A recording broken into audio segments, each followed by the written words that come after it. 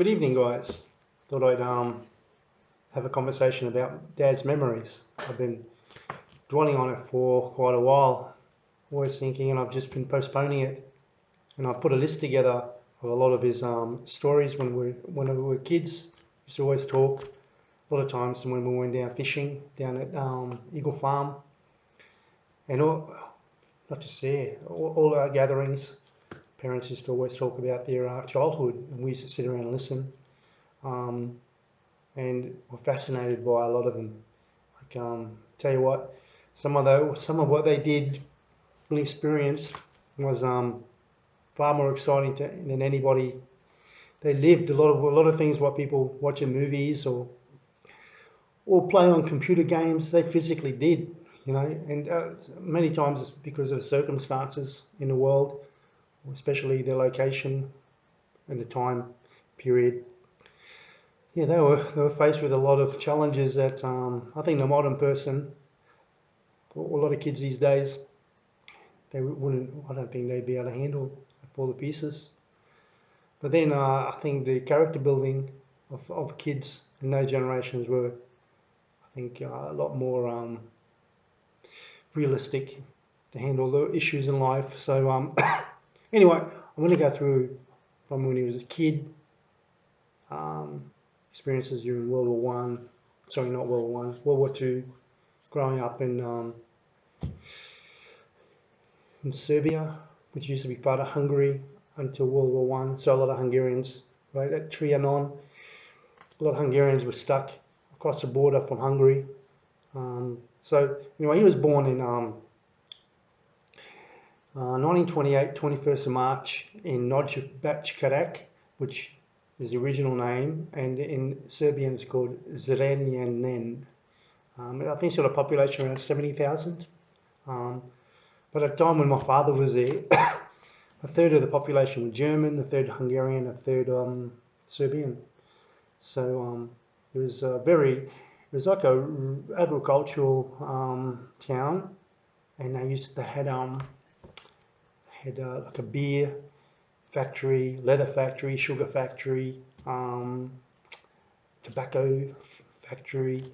It was kind of a and I actually went there a few years ago, and it was fascinating to put all these stories that he used to talk about, kind of see the actual place it happened, And as I crossed the border, I didn't know what to expect really, But I really fell in love with Serbia. It's a really nice country. People are really friendly. And Nagybecskerek is actually a town which it's not a touristy destination. So when I went there, it was people were kind of curious to who I was, and as soon as I told them that my father came from there, even Serbians, most of them were Serbians, were really friendly and warm, and some even spoke broken Hungarian to me. And I even went to this jazz blues bar. It was actually New Year's Eve I went there. It was damn good. Some of the best live music I've ever had been to. It's like a rock, punk, jazz, blues bar with a kind of Western theme. And the band members were so friendly. They came up and introduced themselves the first night. I went there 2 nights. The night before New Year's Eve and New Year's Eve, but it was excellent. And then I saw my father's house, the street he lived in. It had been renovated, but still you can see roughly it was like an old traditional home, but they had put a few additional rooms on the side of it, and then even the street really nice. Actually, it was probably the best part of one of the best parts of now the best parts of the city. It was nice and neat. The houses were neat. The street was tidy. So it was just magical going there. But anyway, so I've got a bit of a cough. It's been 34, 35 degrees, and in the car I've been had the air conditioning up, and yesterday, and I felt it as soon as I finished for the day. I started getting a dry cough from the aircon in the car. So hopefully I won't cough too much. It actually sounds a bit like a smoker's cough. And actually, when I talk, I end up coughing more. So we'll see. So yeah, Dad was born 1928, 21st of March there. And he used to always say that the German section, they had the most beautiful gardens, houses, the tidiest. They really look after the housing, and they were kind of yeah, and I even saw they had a really nice old style homes, with the beautiful porches and the pillars, traditional homes with the barns and horses. And actually, that section of Hungary, or I'm going to call it Hungary because that's still in my heart, still belongs to Hungary. Used to be the most how they call it, the richest soil in the whole of Europe. And when I crossed the border, it was flat as a tack, just flat. You see this brown, dark soil, and the contrast of the blue sky. It was just amazing. And funny, that's the first time I've been to such a flat area where I was just amazed at being able to see the whole sky in the evening, in the whole sky, it's like amazing, just seeing the blue and brown, black soil as you're cruising on the highway. And then you see farmhouses as you're cruising down. So yeah, it was sometimes the mountains grab you, or the different landscapes, and this one was really hypnotic when I go seeing it as well. So yeah, it was a very nice experience. Anyway, getting to my father, they grew up with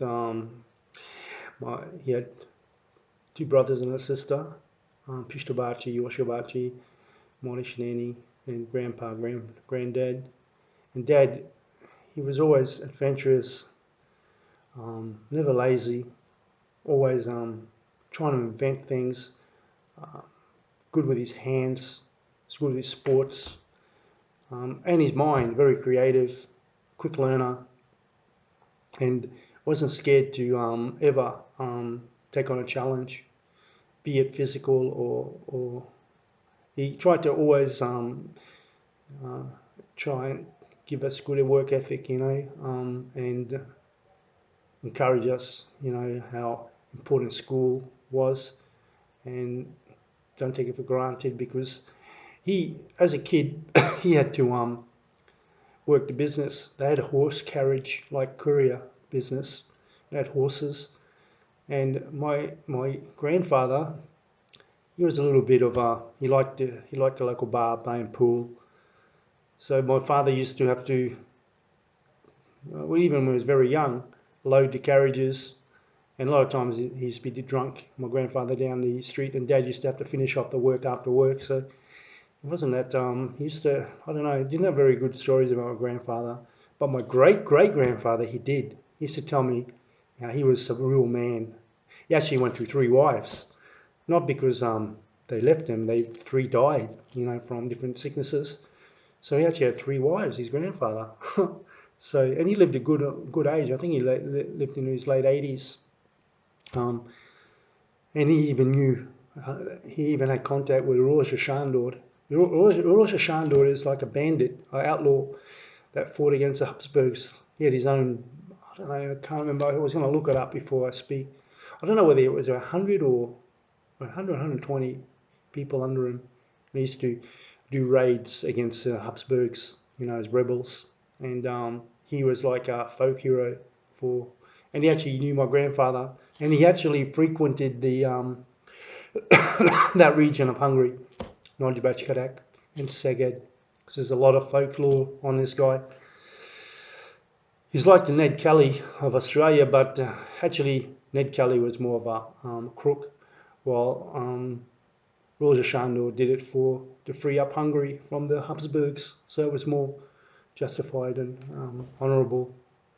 He tried to Did yeah, and the people loved him. He had a lot of stories. Even movies and books are written about him, and the way he used to get caught, put him in jail, and then the how they call it, the prison officers used to love him so much they'd kind of in the wee hours of the morning they'd give him a way to escape, or yeah, someone smuggling something and he'd get out. So no, it is. If anybody's interested, they even got a lot of songs and poems about him. So yeah, it's really cool. Um, and Dad always talked about growing up, because back then, I don't know, boys were boys. Used to be a bit of bullying and street gangs. The Serbians had gangs, the Germans had gangs, and they used to bond together. The kids going to school used to used to have like all the friends used to go to Hungarian school. Then they had a German school and a Serbian school up to a certain year, and after that you had to go to the Serbian like higher school. But I can't remember the grades because they keep changing it probably now too. So, but he said, yeah, first few years were at a Hungarian school. Must have been like a primary school, I guess. And he was always proud Hungarian. He'd never call himself a Serb because Hungarians, like now that people look at the geographical areas, but it isn't. It's who you are. The Germans would never call themselves a Serb. Schwab was German Schwabs. Hungarian. So I don't understand why, if you're Hungarian born there, they're more Hungarian than Hungarians because they had to fight to keep their culture. And when you hear someone who doesn't know that and lives in like Australia or UK and they don't understand, they think it's just geographical. It's not true. Dad fought for being Hungarian as a kid because they had this group, because this is before World War II, and they had a youth group. It's like a cadetship, like army cadets, um, like a scout. They used to have a scout group, but another group called the Leventer, and they used to have a special uniform with a feather in it. And he explained how cool it was to wear it. And and during World War II, leading up to World War II, the Germans kids would get together and bully the Hungarian kids a bit, and then they'd try and the other kids, they knock the cap off their head or something, or push them around, knock it on the way home. And I remember Dad saying he heard that the German kids were bullying them, so he said, where are they bullying? His other kids Dad used to be like always protecting the other kids. He used to tell them, oh, down that street. So Dad picked up his uniform, and put his thing in. But Dad was always interesting. Wasn't scared to take on more than one guy, and it started from a very young age. So he picked up his uniform, strutted down the street proudly, right up the guts of the German section street, and they came out, and they saw it was Dad and Peter, and then yeah, they went to knock the cap off his head, and he already knew how to do basic self-defense as a kid, and he got in a fight with the German kids and knocked two or three of them out, and then one of the German soldiers came up to him and saw what was going on, and he stopped, the commotion, and Dad said to him, that we live in a community and your kids are always ganging up on our kids, and I'm sick of us getting bullied by them. And the German officer laughed and he goes, no, but you're good. You got a good heart, you got courageous. That's the kind of people we need. So he said, oh, and he ended up disciplining the German kids and telling them not to do that anymore. And he made good friends with my father. I remember Dad said on many occasions they used to talk, because Dad loved talking to older people. It was kind of interesting. And he also talked about this other guy used to always let his dog out onto the kids on the way home from school, and the dog would chase, and he'd sit back and laugh on the porch. He was a bit of a sicko, this older guy. I think he was a Serbian guy, and so I think Dad they took a club, on the way home, and as the dog came out, they smacked it in the head, and then the old guy came out trying to beat up the kids. And Dad, was just a bit younger. This guy's fairly big. He pulled out his whip, and he kept his distance from the guy. And as the guy was coming closer, he kept walking backwards and just cracking the whip across his face, And he claims it just ripped chunks out of his face, skin. And for weeks he couldn't shave. And then eventually the guy realised, he was he couldn't. He was bloodied, so he stopped the particular because Dad would have had to learn the whip because a lot of kids back then they learned whips, how to handle knives, knife fighting, because we call it bichka, and the Serbians love knives too. The Serbians carry knives with them all the time, and the Italians too. Dad had some stories later when he went to Italy, so it was to get into those stories too. So so he also loved the arts. They used to talk about plays at school. They learned, like he spoke German, Serbian, Hungarian, later Russian. So in Israel, I would have this saying that the more languages you are, the richer you are, richer person you are. And a lot of people back then, it was very common for more people to learn more languages. Like so, yeah, like for me when I was a kid and hearing that, I was flat out learning just English, let alone Hungarian. I thought, wow, I thought that was a big effort. And then when I heard because Dad, later on when he learned his apprenticeship as a fitter and turner, diesel fitter, he learnt it all from a German tradesman. So he had to learn all the tools and that in German. And then when he came in Australia, he had to, that's right. And then when the Russians came in, and then he had to learn it all in Russian. And so he had to learn in Russian and then German and Serbian. And then later, when he came to Australia, converted it into English. So that's pretty tough. But in Australia, he had a translator. But I'll get into that later. It's really interesting. But I want to talk about his European experience first. Yeah, so he had a few stories like that. And he said he loved school, but he had to work a lot, because the horse cart. And he loved his grandfather a lot. He used to tell stories about him all the time. He was real. There's always someone in your family you look up to, and that was who he looked up to. And he loved his grandmother. She was really short, loved cooking.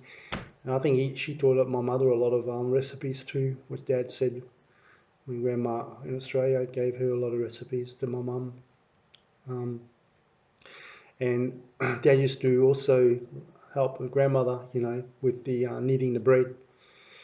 And in the morning they used to knead the bread in the evening, and in the morning they get down to the bakery and he used to put a little bit of paper on it, so they knew the baker, because they used a baker's oven, and then put a little paper with their surname or name on it, and then when it's finished later in the day they get run down and pick it up.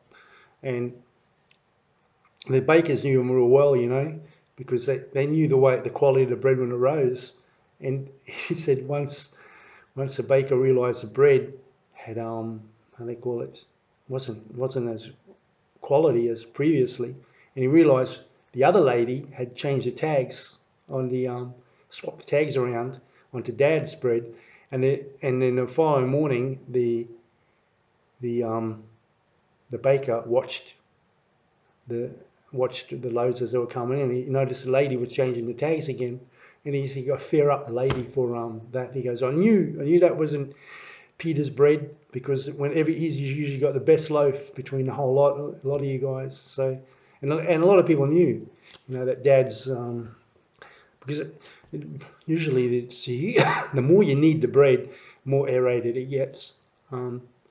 So That was cool. And they used to be like 6, 8 kilo loaves of bread, big, massive. And even here, I saw when I first saw how big they were, and a couple of bakers, traditional bread making, blew my mind. They're about this big, this wide, that high, just big oval. Wow, big oval breads, very, very yummy, no doubt. And back then, they used to have different flour. They used to, and Hungary at the time, they call it bankuti flour, and it's a very good quality for baking, like making strudel, pastry, like scones and breads and all kinds. They're very different. So, and Dad also had a Lipotsi horse. It's like a grey white horse. He used to love it. He used to talk about how loyal it was. It's clever, um, and it really was good at recognizing people's character. And when he saw someone had a shitty character, he used to always, get the shits with the person. And Dad used to judge other people from his horse. So um, they had a couple of horses, but the favourite one was this one.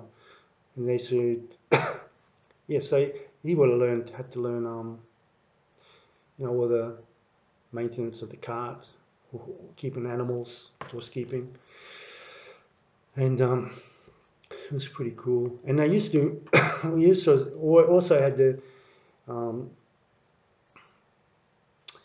he loved working like mechanics and stuff. And already they used to they never had to buy anything. They made everything. Like even for ice skating, they they just got a piece of steel,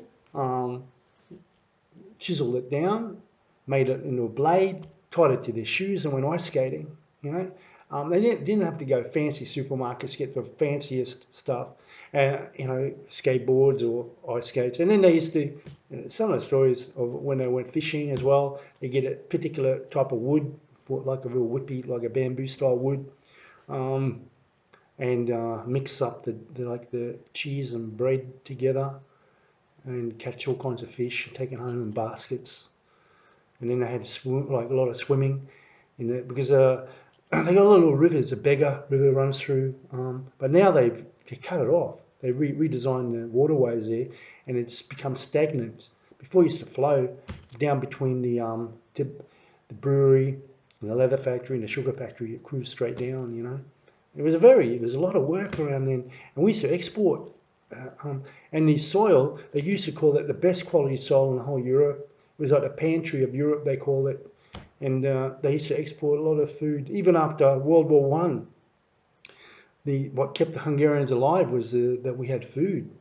Austria, they had a big starvation because they had Galicia, which is outside of around Ukraine, because they kind of stretched back then.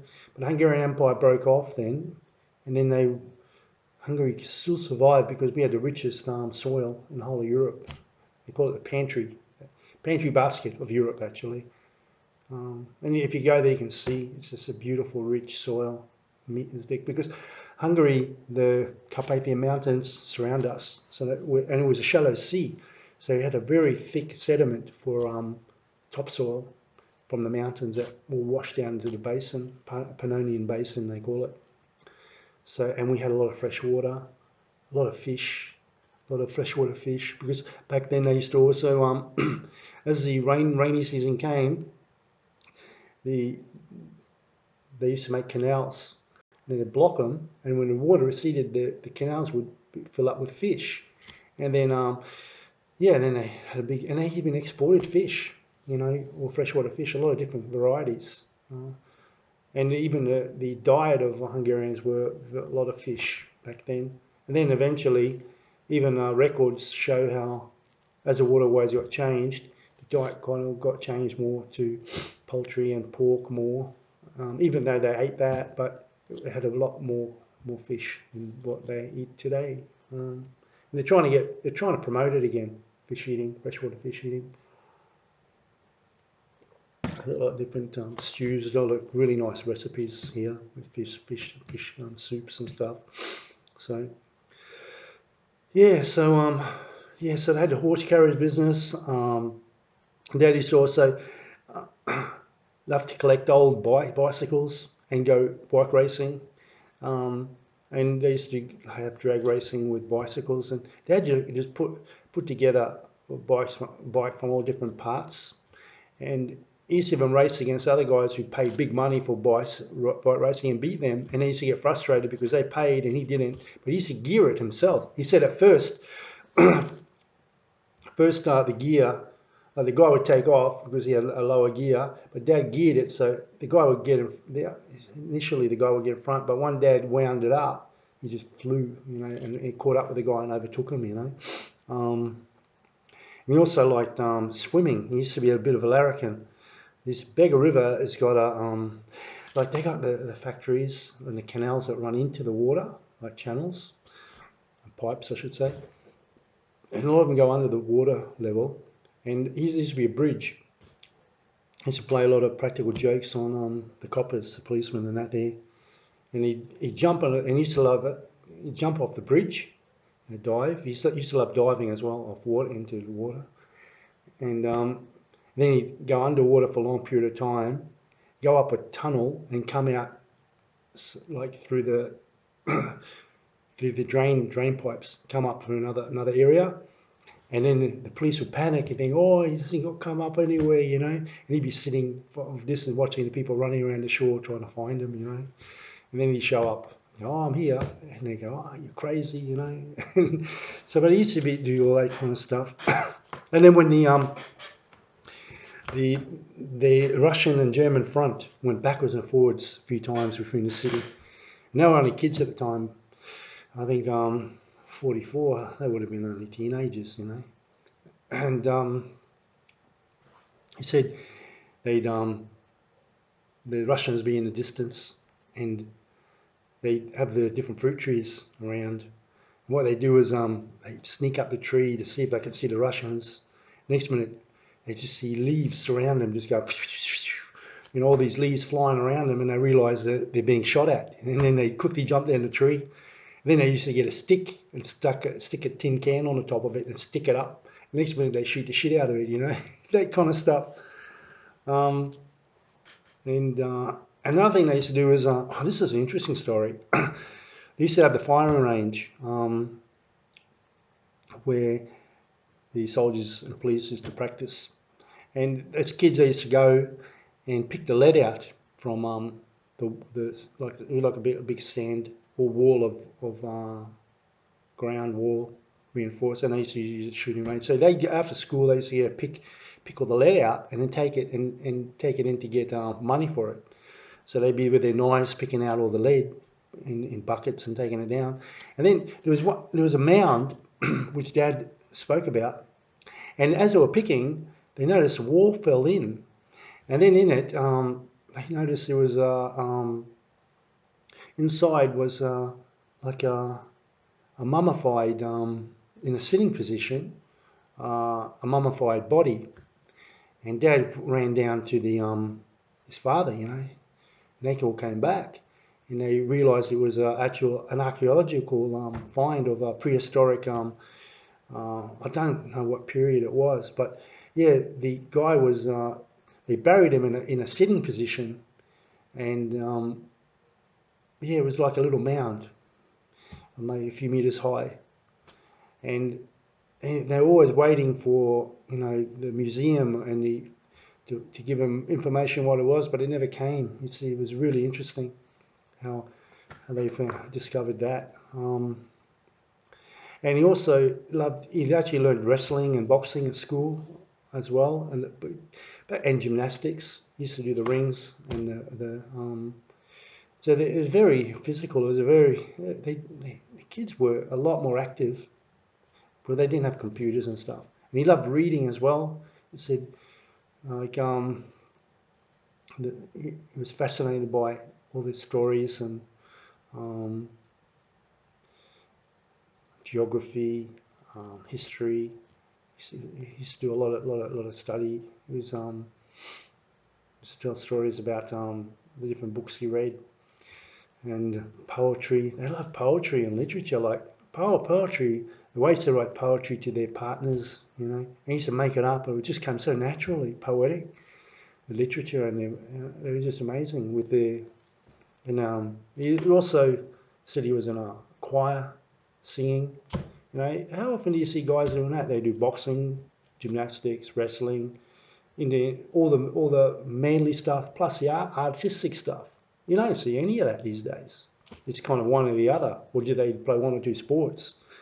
And he said he also liked football, playing soccer. You know, um, for the local teams. Um, what else? Brad, yeah, and he's had a lot of stories about growing up as a kid.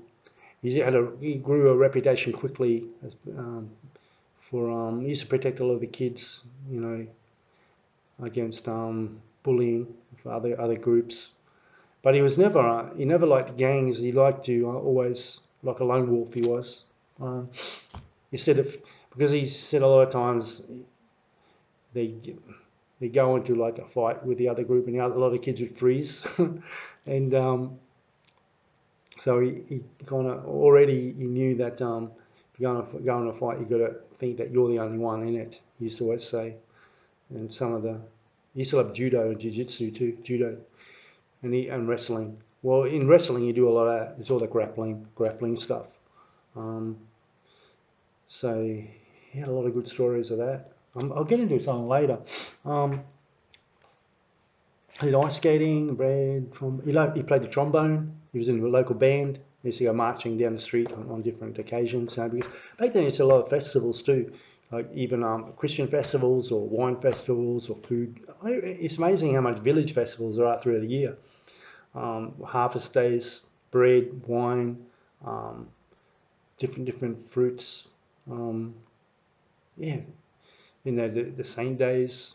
So they used to gather a lot. So very active, no boring stuff. It's just a very good character building for kids. I just wish, I think grew up in the wrong era. Uh, but even my child wasn't that bad compared to, I think, the kids these days. Um, so yeah, he got into that. Uh, he he used to also, I think I'll mention that later. Um, yeah, as a kid, he struggled with no, that came later, I think. I'll finish this one. Well,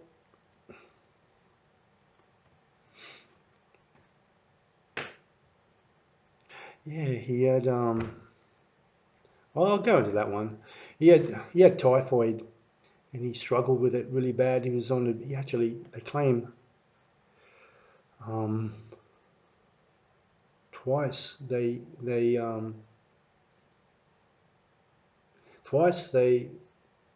found him dead. First time he how did it go? I'm trying to think. One time he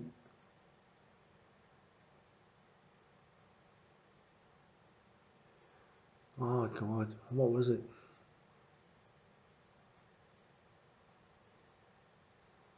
He was just get dead. Yeah, by the doctors. Sorry for the blank, but this is the main one. He was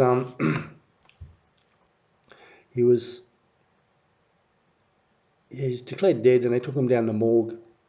No, okay. The first one was he was declared dead. They put him in a body bag, and as they were moving him from one bed to the trolley bed, one was a permanent bed in hospital. The other one was where they put him on the bed and trolley him down with wheels. And he was in the body bag already, and as they grabbed him, his body slipped out of the guy's hand, and his body hit the ground, and it must have got his pulse going. And he started moving, wriggling around in the bag, and they go, wow, he's still alive. So they quickly unzipped him, put him there, and they started massaging him, back to life, because you get the circulation going. And it was supposedly a Catholic hospital because the nuns were the nurses and sisters. And they got the circulation back. And Dad said, he was vomiting blood because it affects all your organs. And you can't every time you eat something, you throw it up, and you get really weak. and typhus is really, a lot of people died in Europe. That was the biggest killer, and you get it from fleas and lice, and the mozzies pass it on because it goes through from person to person like that.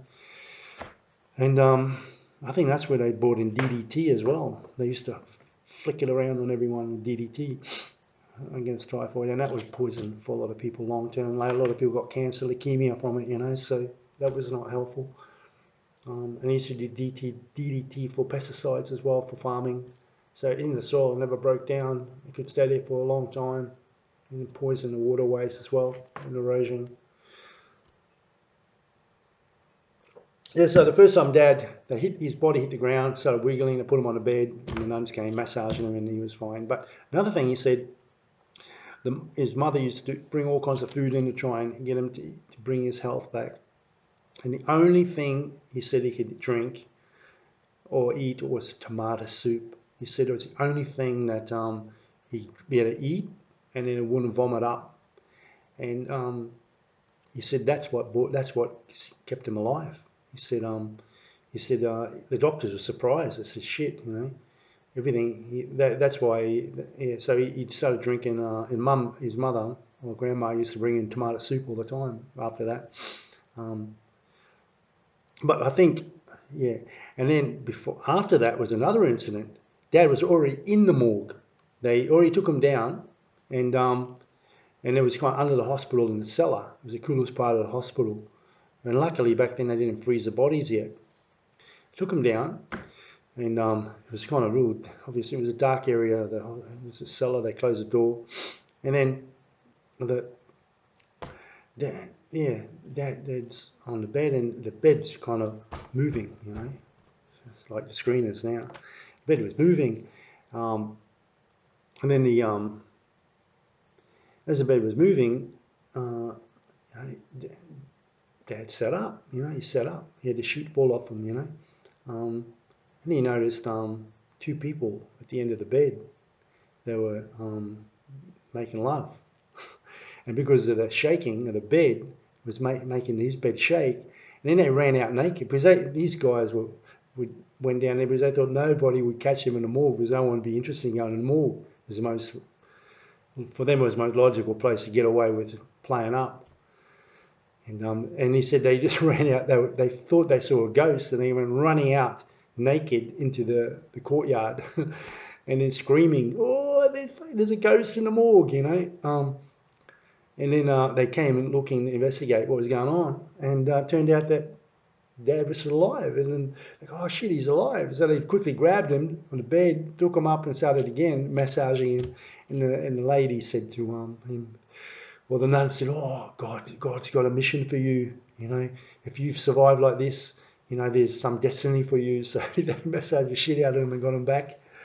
And anyway, his health came back, thank God, and he survived typhoid. So if anybody has any vomiting problems, give a tomato soup a go. Actually, I tried it a few times when I was sick. I'd make tomato soup and I felt really good from it. So but get real tomatoes, not that crappy, who knows, modern, what they get in the cans these days. Another thing Dad loved was playing mechanics. And he used to do motorcycle racing. He was in an amateur racing club. And again, what they used to do is collect different motorcycle parts and machine out the engines and use it for motor racing. But they did kart racing, where they have a sidecar. And they went through the mountain ranges they got beautiful mountain ranges through the Balkans, beautiful rivers and streams and forests. Oh my God, really lovely. And they used to go motorcycle racing, and they used to, because it was amateur, they never got money for it. So Dad used to get pissed off that they had to collect money themselves, to make the motorcycles. And all they do is the trophy never came to them. It always went to the motorcycle club too. So it'd only be like your name would end up just in the motorcycle club. You wouldn't get awarded yourself. So, but the last straw was, I remember he said he went through the mountains and they were going through these really narrow roads across, where there's really steep gorges and very dangerous. And they're going around, and Dad used to have to kind of throw his weight around so that they get around corners. And you notice in the sidecar, he heard this thud, and the corner was coming up, and he threw his weight to the side, and he noticed the guy, they're still going straight, and he quickly looked, and he noticed the guy was headless. He was headless, and he quickly jumped onto the steering wheel and pulled it to the side to get around the corner just in time so he wouldn't go over the cliff. What had happened was, because as they're going through the forest, there was a branch. His dad was lower, he went under the branch, but the branch took the guy's head, just sliced it off, took his guy's head off. And after that he said it's forget motorbike racing. But yeah, the poor guy died, lost his head. And so yeah, these are kind of stories that we used to hear as kids, this is only the beginning.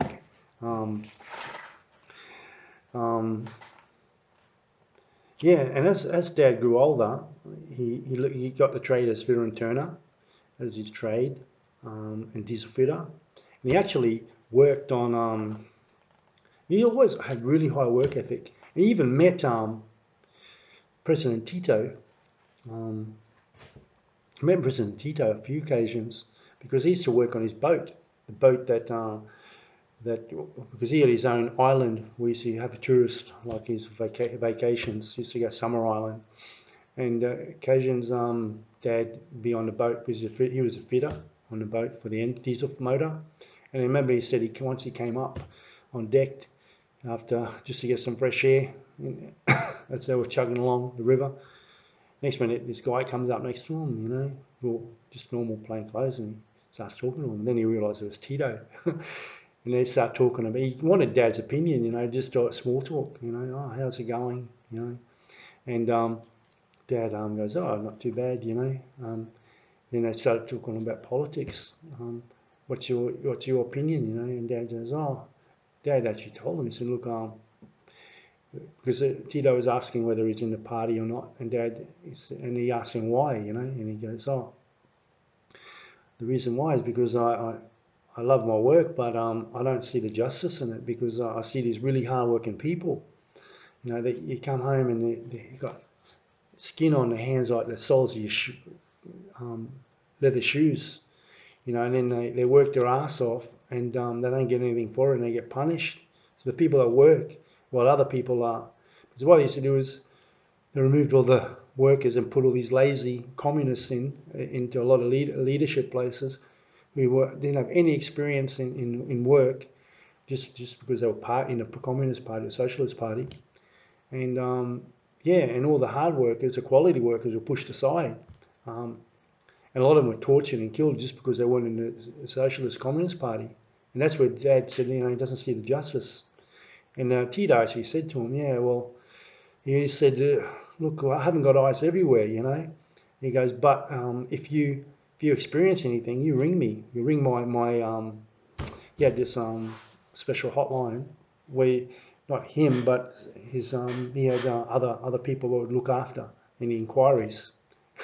gave Dad his phone number, and he actually used it once. Dad, he said he actually used it once about this guy who was in a workshop who was a real arsehole.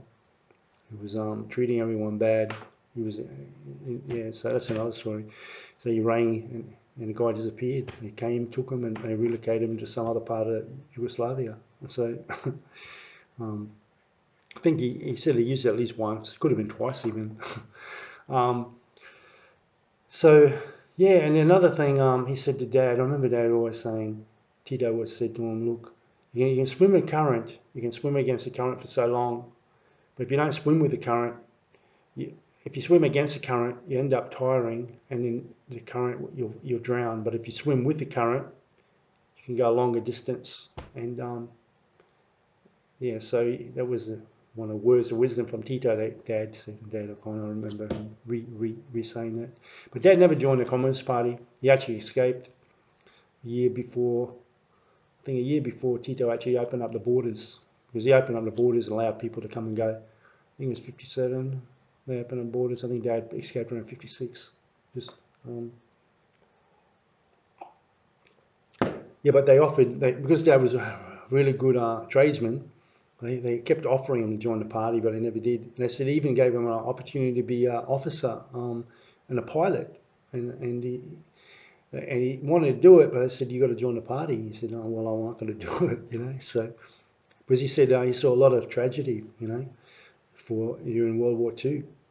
Like for example, both were hanging people. Were like you go down the street on the light posts. Either Germans were doing it to one side or the partisans to the other, hanging people just in the street hanging. And a lot of people, he said, Dad said, who had no political intentions. Innocent people were just hanging in the streets. And another thing he said, couldn't believe is when the Russians were coming in, because they had the Jews back then used to run a lot of businesses, you know, control a lot of the factories. They were the owners. They were put in there after the collapse of Hungarian Kingdom. They moved in and took over a lot of the Hungarian companies, the Jews. And what he couldn't believe was the Jews were the ones who gave all the positions to the Russians of artillery positions. So they were spying on the Hungarian and Germans and gave them positions to the Soviets. So when the Soviets came in, they knew where to bomb and attack. So he was always, I remember him saying that, and he was really, he said, yeah, he was really sad about that. So he was really disappointed in them for doing that. Another thing, one of my uncles, he was a bit older than my dad. Not uncle, sorry, my dad's uncle. He went out to America actually.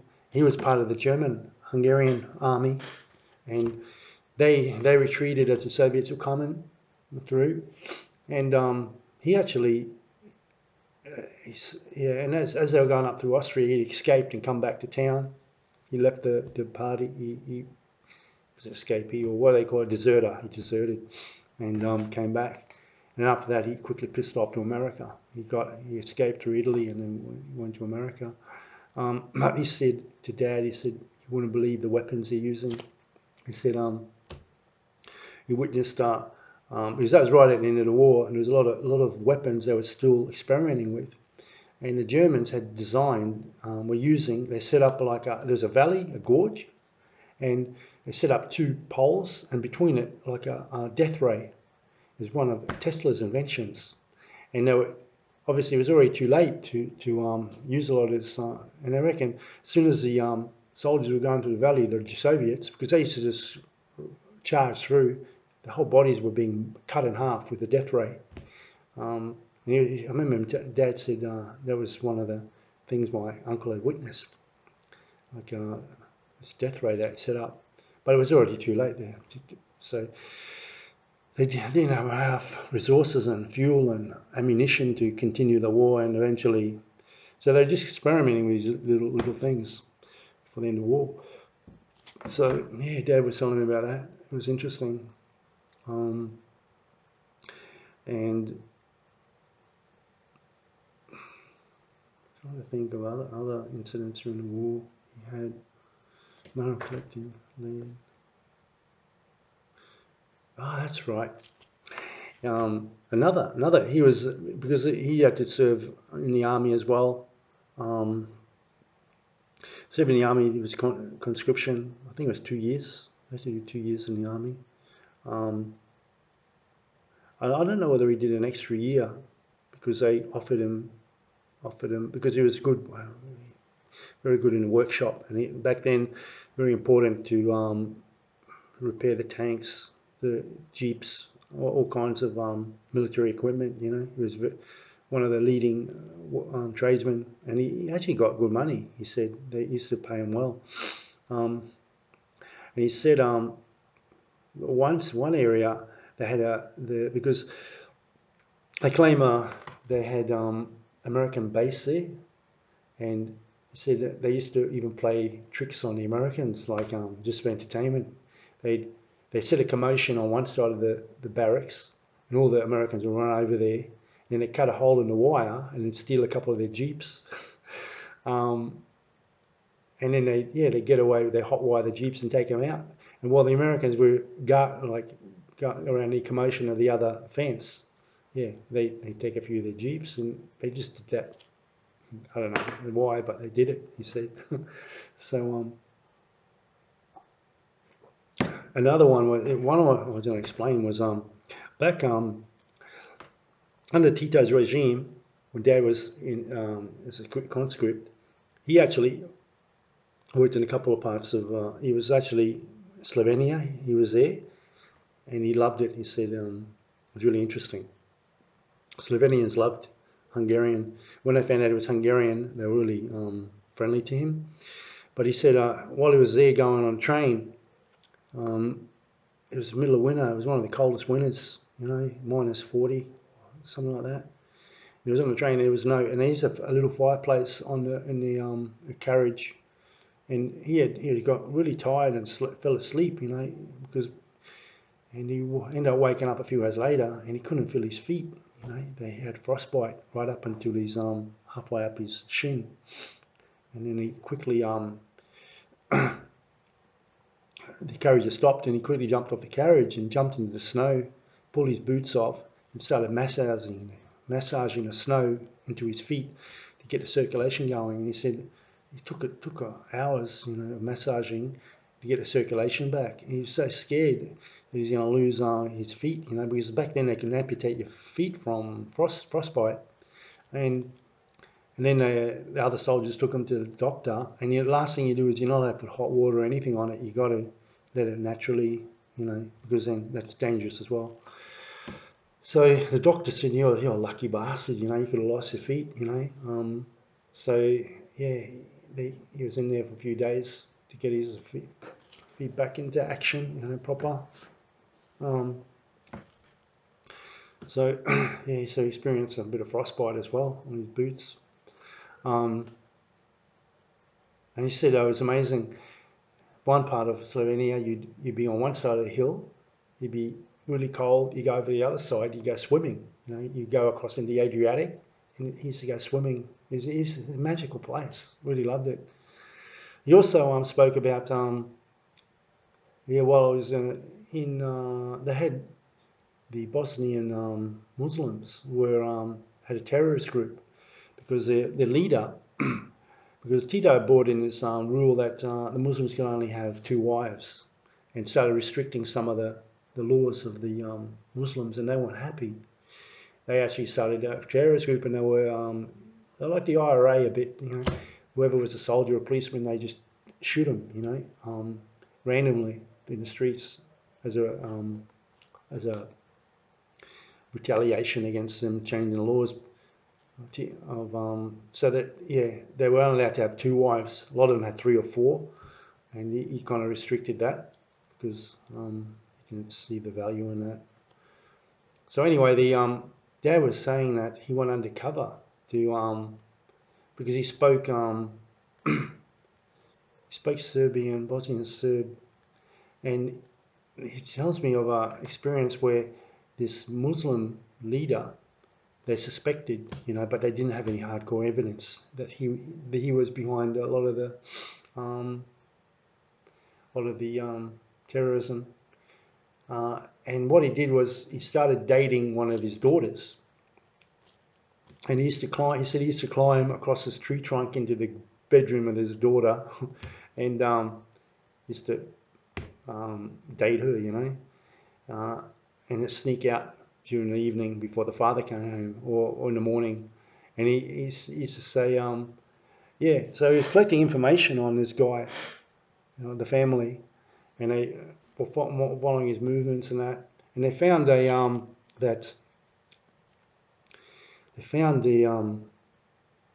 after a few months, they found the artillery and all the ammunition and that the terrorists were using. They kept going to the local cemetery, and in the crypts they were storing all the ammunition, and they ended up surrounding them and disarming them and collecting all the, jailed him, penalised him. I don't know whether they executed him or not. More than likely they would have, because they the drop of a hat, especially for something like that, they wouldn't have. They would have more than likely executed him for that.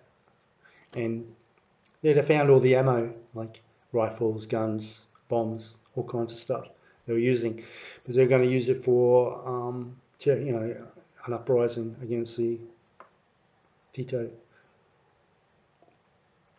So he told me about that story, and then afterwards I spoke about that. That's right. He also told me when the Germans came, after the Germans lost the war, German-Hungarians, there was a big 44, 45. There was not so much where Dad was, but north of where Dad was, they collected 38, 40,000 Hungarians and executed them, massacres, where they just dug big pits, collected them, priests, women, they bayoneted them, it was terrible. Pregnant women, they just bayoneted them, put the baby on the chest where they're still alive, and laughed and raped and did all kinds of horrific stuff. Just breaks your heart. Another one, this is the one I should have told as well. When Dad was at home, this is when the Russians first came in. Dad was at home. The family was just having dinner, and they hear a knock on the door. It's winter, cold, and there were a Russian officer with about 3 or 4 other soldiers. And Dad's already spoke some Russian then. And the guy, no one else in the family could speak, because Dad was the oldest kid. No one else could speak Russian. So they said, look, they asked him, can we have anywhere to sleep for the night, And Dad asked the father, what he wants. And his father said, yeah, sleep in the horse stable, it's warm. And then my dad said, we'll give him some soup, because they were just serving up dinner. So they gave him all a bowl of soup.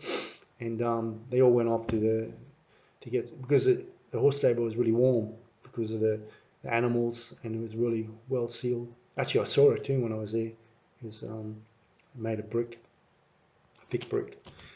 And they had little windows, just enough to get circulate. So they usually had smaller windows in buildings so that you wouldn't let the heat out, So, and they had the hay in the top of the roof line, and that was like a natural insulation as well. And very, very warm. And the Russians are tough bastards, a bit of vodka kept them warm.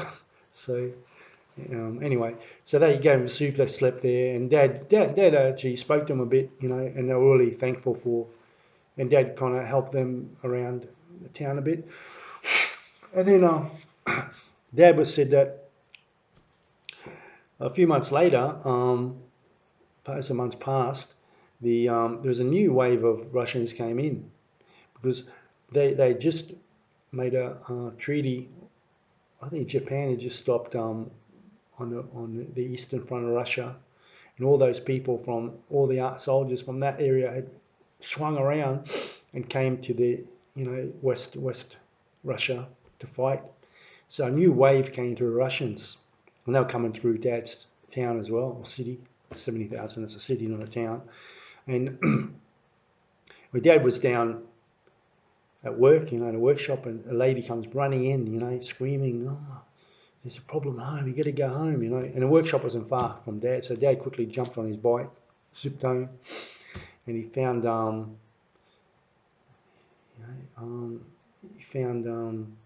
the Dad was only about 15, 16 then, something like that.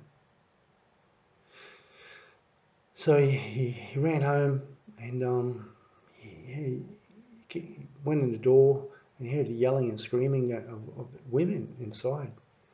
And he noticed that his sister was thrown across the kitchen table. His mother had a ripped top, the breasts out, and they were raping him.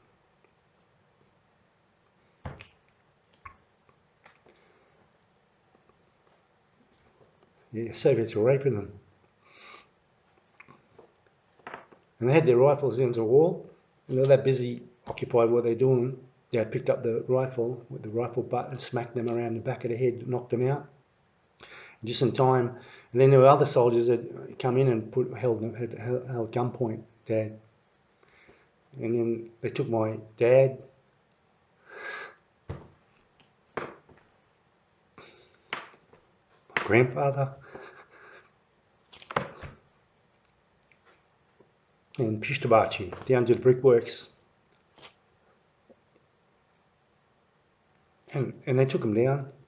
They just about to line them up. And Dad was in the centre, my uncle, youngest one, to the left, my grandfather the other.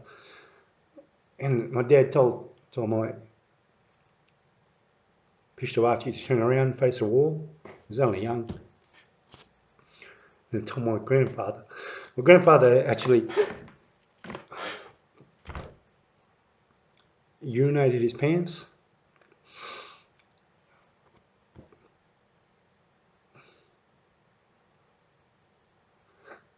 And my father tore his shirt off. He said, shoot me here, you bastard. Sorry. Shoot me here, you bastards, you know. You gutless bastards. Anyway, by that time,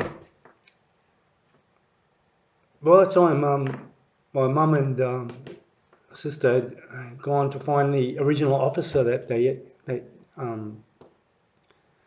had fed, you know, and put into this horse stable.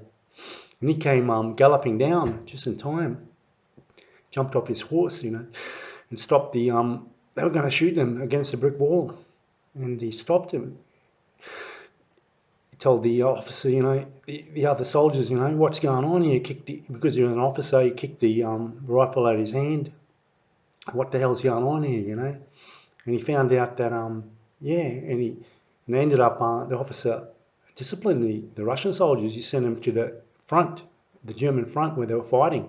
He said, you know, this kind of can't be tolerated because, as I said, there had two groups of Russians. The ones that came from original front were more civilized. The ones that came from east were just animals. And Stalin had to also give him the order to rape and put the Slav blood into the Hungarians and Germans. This is what they were ordered to do. And the amount of rapes that went through Europe after, which is unbelievable. I don't know the numbers now, but I did have them when they went through Budapest. How many people were raped, and they wanted to put the seed of the Slavs into the Hungarians and Germans. So they raped the shit out of a lot of women.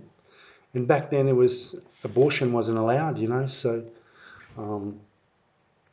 there was an order that came from the Pope that under these circumstances some could choose abortion. But a lot of the women still kept the babies, and that generation was a lot of and a lot of those kids that were born, sadly, didn't know who their father was, you know, because they continued, because it was just, yeah, the seed. They were just so Catholic that you couldn't, even if life was just cherished, even if it was not even done that way. So yeah, it was a generation brought up like that too, you know. So yeah, it wasn't tough times, eh? And these snowflakes of today, fucking, they can't play a computer, they freak out, you know. I just can't.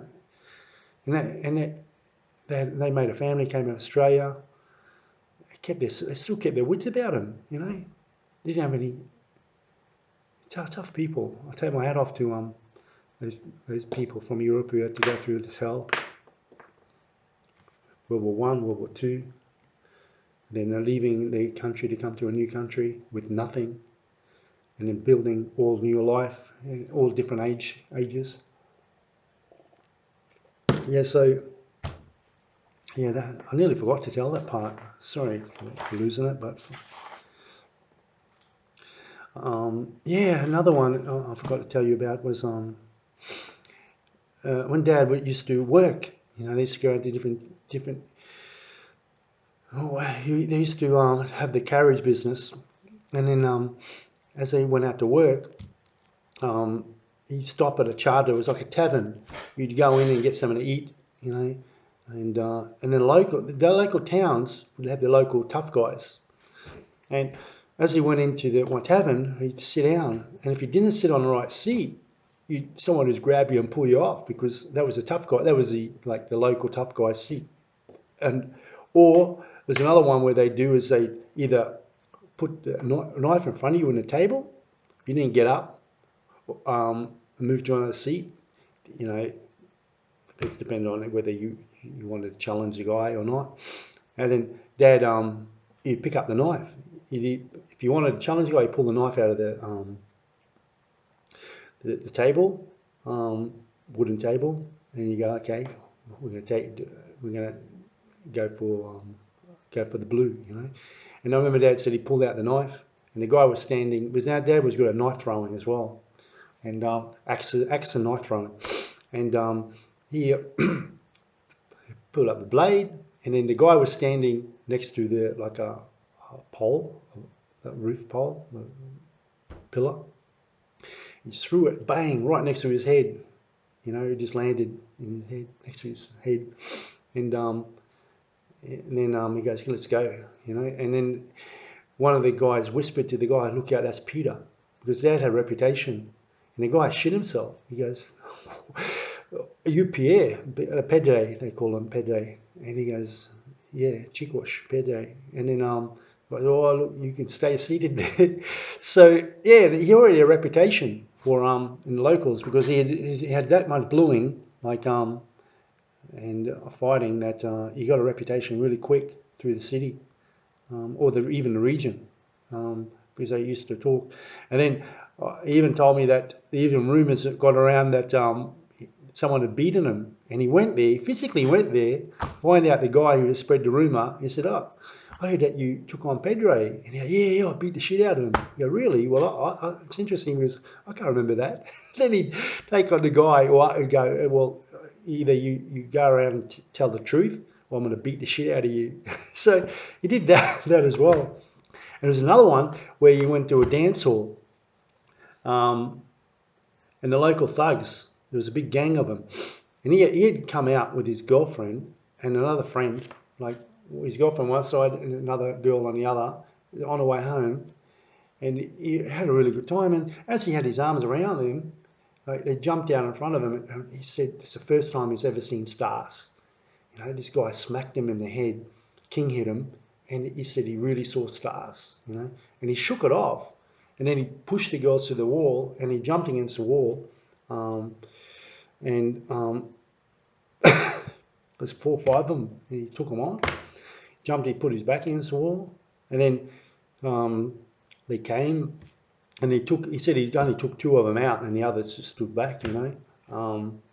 And then, yeah, so he said, yeah, it was really, yeah, they used to do that, the local gang. They used to have a local gang there.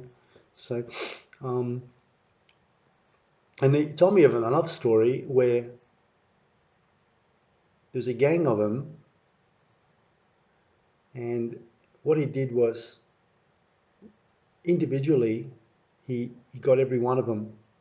Like he used to, yeah, what he did was he claims that they used to always go home in a gang, and they thought because they're in a gang, Peter won't be able to get them. So what he did was he know that everybody has to go home and all lived in different parts of the town, so he just waited up in a tree. And they'd all walk to the house, say goodbye to the guy. He'd start walking in, Dad'd be up in the tree. And as the guy, before he got to the front door, and the other group would walk off, he'd just jump out of the tree, down and go, "Hey, remember this and this occasion?" And he'd take on the guy and smack them out. So, yeah, he never, there was honour then, courage. If you were a coward, yeah, it was very different world, very different world. So, yeah. So anyway, that was an interesting part of his life. Another interesting he learnt his trade in German, Serb, and Hungarian. You have to learn all the tools names, you know, because it depends where you work, different workshops. So he had to learn all the tools in 3 different languages. And he told me this really interesting story when he went to he went to this tavern once. He sat down at a table, and he was with his friends actually. And no, this other guy walked in, and the place was full of people, and there was still a couple of seats vacant at my dad's table, and he goes to Dad, look, do you mind if I sit down at the table and order? He goes, no problem, you know. Anyway, they start talking a bit, and then the guy goes to Dad. He looked around the table, you know. He was observing everyone at the table. He goes, oh. He goes to Peter, my father, do you mind if I have a bit of fun with your friends? You know, and but no, I'm not going to harm anyone. I just want a bit of fun. Dad smiled. He goes, yeah, sure, no worries. Next minute, Dad's sitting there, and he notices everybody's jumping up on the seats, you know, in his group. They had like these benches, so everyone's jumping up on the seats. Next minute, Dad's sitting there. I don't know whether he's eating or drinking. And then the girls are screaming, you know, and then everyone starts jumping up on the table, you know, where he's eating. And Dad's wondering, what the hell's going on here? And they're all screaming, you know, in the room. And then what happens is the girls are starting to lift up their skirts. You know, they don't want their skirts left. And Dad's going, wow, you know, so back then they wouldn't have G-strings, probably mama panties, but still, who knows. And so, yeah, they get up and they're pulling up their skirts so their skirts don't get wet, you know, or they're pulling up their skirts up to around their neck, you know. Dad's going, what's going on, you know? Next minute, they all start looking around, and then they drop their skirts, and then they go, wow. And the guy got up and walked out, you know. The other guy got up and walked out. The guy that was standing. So what he had done, the girls were going, oh. And the people as well, they're going, this is amazing. The whole place was being flooded with water. And we actually were jumping on the seats and tables. So the guy had come in. He had picked out the people that could be hypnotised, and he had mass hypnotised those people around the room. And they actually believed the room was getting flooded. And they were jumping up on the table and the seats. And so it was really amazing. And later on, Dad talks of a similar incident when he was in India, when he was escaping. I think I'll mention it. I'll mention that because I still got a bit of time. Because I mentioned that how he escaped to Trieste. His first attempt was he escaped to with this guy. The guy had a bit of a big mouth, you know. So as he escaped, he was a bit suspicious all the way through the escape. They went over towards Italy, and his dad was still in the army then, and this is the last few months of his service, I think, and he's escaping with this guy, you know, and the guy was had a bit of a mouth on him. Dad was a bit iffy, should he not go with this guy. And then as he got just a few kilometres from the Italian border, coming down on the hills, they can hear a commotion from a distance. And Dad goes, you prick. He goes, you fucking prick. He goes, I knew I couldn't trust you, you know, your mouth, you got a big mouth, you know. He goes, look, it's better if we split up because then at least one of us could get away. You know, they already had dogs and the police after them because they heard Dad escaped. And so Dad, they were only a few hundred meters behind them. So Dad, it was already autumn, and Dad reckons he rolled under a tree, pulled all these autumn leaves over himself. Well, the other guy ran the other direction. He didn't tell me whether they caught him or not. I can't remember. But Dad pulled all these leaves over him, you know, about a foot deep over his body, and he reckons they went straight past him, and they didn't pick up on him. And then as they passed, he had turned around and headed back to his hometown, and it was the weekend, and he claims he got back just in time to before roll call on the Monday morning, and the word already got out that he had escaped. But then when he got back on roll call, they couldn't hold anything against him because the weekend you have a break, and as long as you show up on roll call, they can't. So Dad already how they call it, yeah, got back in time before they were gonna, because back then it was penalties, for being escape. I don't think it was death, but it was jail at least. He got jail for it. So he got back in time, but he said that he used to say, "Don't trust anybody." He used to always say that to me as a kid. Doesn't matter how good a friend you are, don't trust anybody, because people can't be trusted. I'm going to get a quick wine. Back in a second before I finish the story. I'm just getting a dry throat.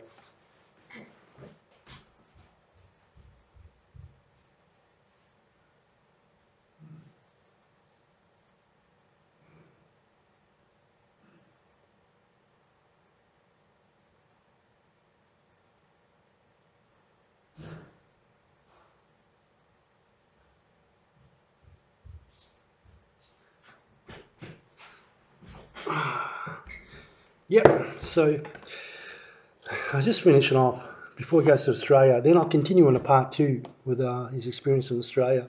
So basically, Dad went off to back home. That's right. He got back, and then he attempted it again to escape, but this time he did it alone. He waited a few months, and then he did it alone. And this time he succeeded. He got across it to Italy, Trieste. And back then, the after World War II, there was Italy had lost land to Yugoslavia, and the Italians weren't happy about it. So they were very anti-Yugoslav. Anybody coming across the border, the locals were not very happy about it. So he kind of come across the street, and there were huge street demonstrations, people fighting, beating each other, and it was like political unrest there. And he goes, "Oh, geez, this is worse than Yugoslavia. If this is the West, I'm going to go back." But it was too late. If he would have gone back, he would have got prison. So, stuff it. So he went into the local police station, and in broken Italian, he tried to, or Latin, he tried to explain to them what had happened. And the police were pricks, he reckons, for a while. And then eventually they put him in a refugee camp, because they didn't like Yugoslavs either. You can feel the friction between them. So, and they put him in a refugee camp, and then that's where he had the opportunity to choose. They gave him they found out his skills, and then he could choose Argentina, Canada, America, Australia, South Africa. I think they were the main options, and he kind of rate them one to 5, which one you preference, and I think he was America, and he got a second preference Australia, but he didn't know anyone out there. He just gave it a go, because they're offering a lot of agricultural work and options there to make money. So, but while he was in the camp and organising his transport out there, because they went out by ship, he was there for a few weeks or months. I can't remember how long, and I think at least 3 months, he said, but I could be wrong. But anyway, minor detail. He said, they were allowed to go out to the local Italian beer gardens and restaurants and dance halls. And he's got a really cool story how he went to one of the dance halls. One of them was he went to the beer garden dance party, and that was his first night out. And the Italians always carry knives. He said the Italians all carry knives. And he went out, and that night a fight broke out, and he claims he in his pocket he put 5 knives on the way home. because they all pulled out knives, and he claims his dad was good at jiu-jitsu. He'd kind of grab your wrist, straight out your arm, and then any part of his body, he'd just twist it, like that was your arm. Say that's it, I've got your arm here. You just pull across his shoulder and snap his elbow. Or he'd pull it down, grab his arm, twist his wrist, and pull his arm down straight across his shoulder and just snap. Or he'd grab his arm and pull it across his leg or thigh and just snap his wrist or elbow. And he'd do it so ferociously, just snap, snap, snap. And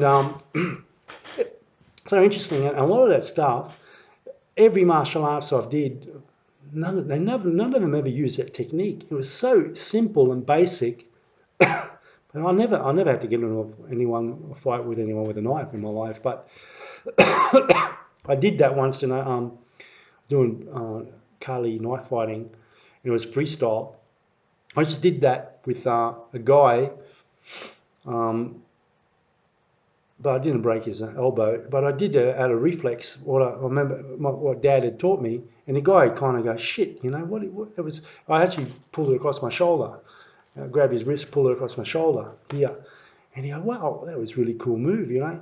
And it was very practical, but no one ever taught that in martial arts. Very practical, and Dad said he used it all the time. He used to just grab their wrist, straighten out their arm. A lot of times you just even smack it with your elbow, just a really hard thud, pull the hand in and bang, you know, and then you pop his arm.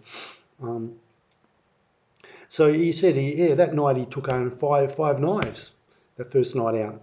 Another time he went out was, he went out with a group of Croatians, and there's probably and a few girls too.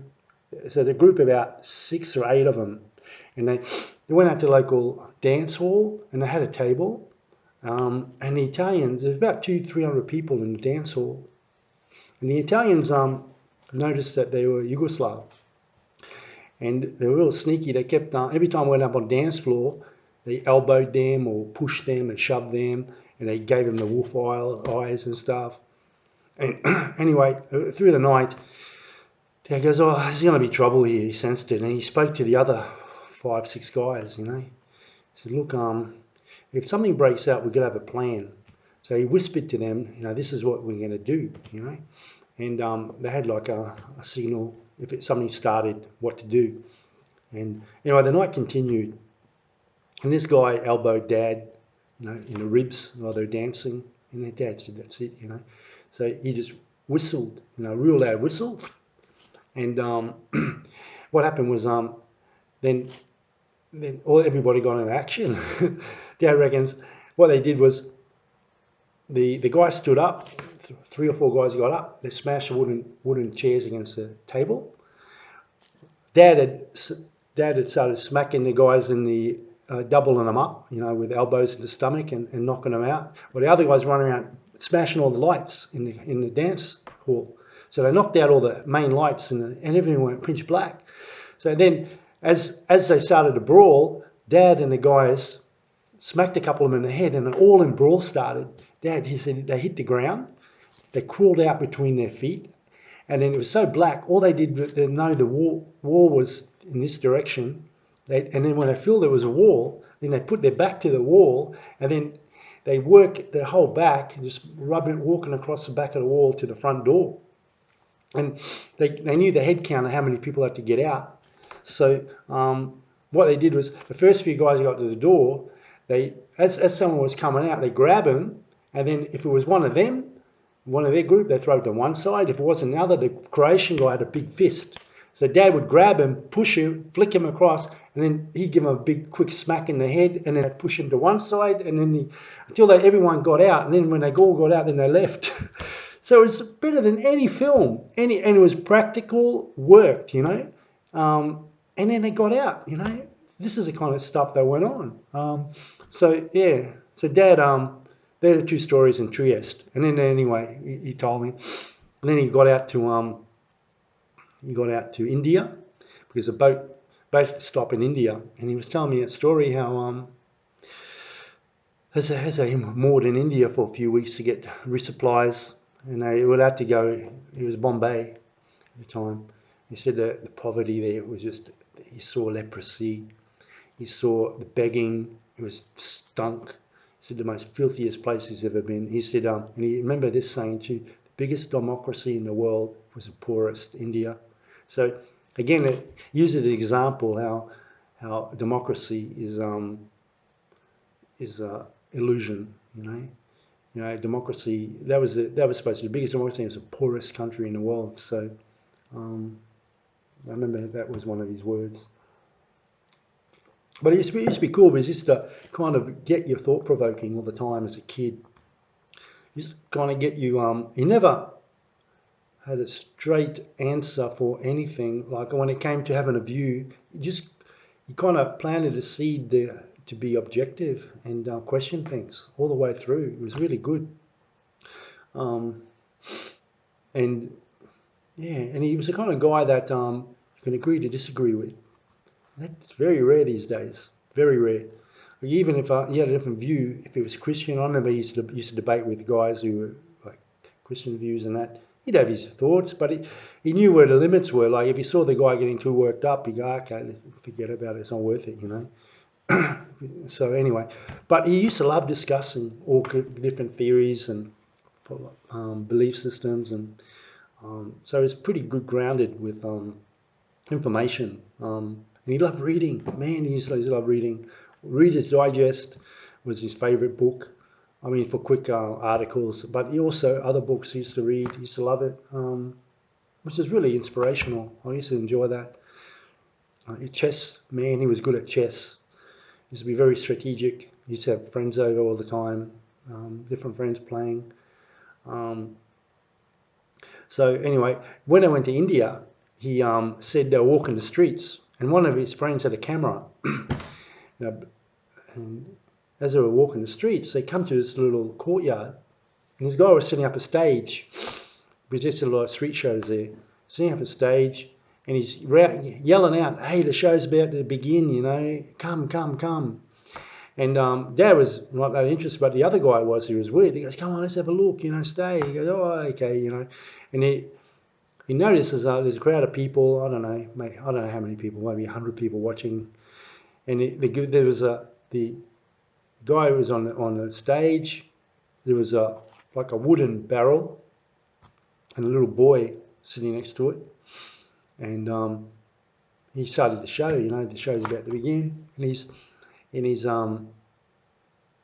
talking to the crowd, and he goes takes the lid off the barrel, and there's a rope like in it, and then he gets the rope to go up into the sky, and then the rope kind of straightens up, and he goes, I don't know, about 4 or 5 meters up into the air, and everybody's going crazy. They're applauding him.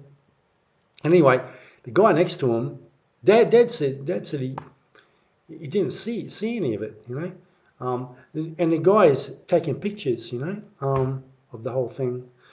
And the guy's nudging Dad, going, "Oh, what's going on? Oh, I should see this." And Dad found it, he just stood there.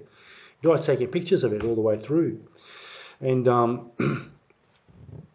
anyway, supposedly, little boy, he climbs up the guy gets little boy to climb up the rope. And then little boy climbs up the rope, everybody applauses.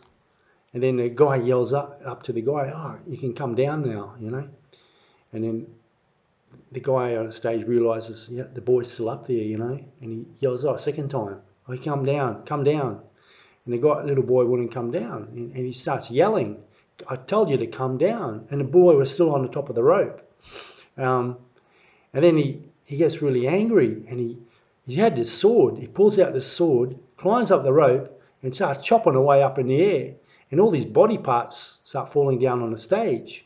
And the crowd has gone apeshit. They start yelling and screaming, "Murder, murder." They bring the police, And then the guy quickly runs in and he goes, No, relax. And he quickly picked up all the body parts, threw them in the barrel, put the lid on it, And he's telling the crowd to shut up, don't panic. The police are already there. And they're yelling, "Murder, murder, murder. Bring the rope, hang him, And he goes, "Me, I'm not a murderer." He goes, "I'm no murderer."